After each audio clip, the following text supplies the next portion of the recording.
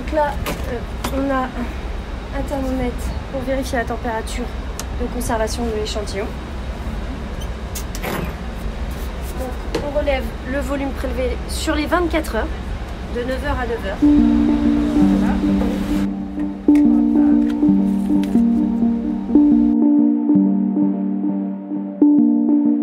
Voilà. Alors, à la base, normalement, on ne fait que traiter les eaux usées.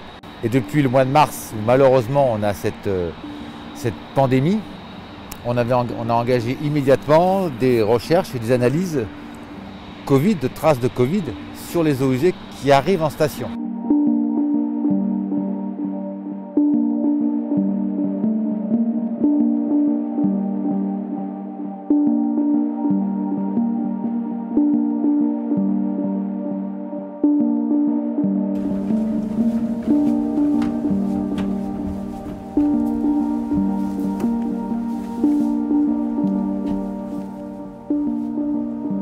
C'est un indicateur supplémentaire qui permet d'avoir des informations sur la dynamique de l'épidémie.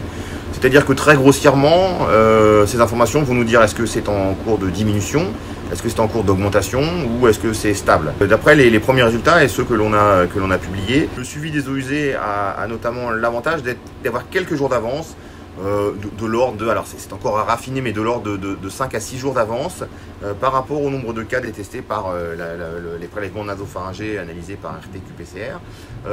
On essaie de construire une explication et un modèle. Notre explication la plus logique est que les gens commencent à excréter du virus avant d'avoir des symptômes, ce qui était bien décrit dans la littérature, et ce qui fait que généralement ils vont se tester un petit peu plus tard, et donc on a toute une partie des gens qui ont déjà commencé à rejeter du virus dans leurs selles et qui sont déjà détectés alors qu'ils n'ont pas encore été diagnostiqués.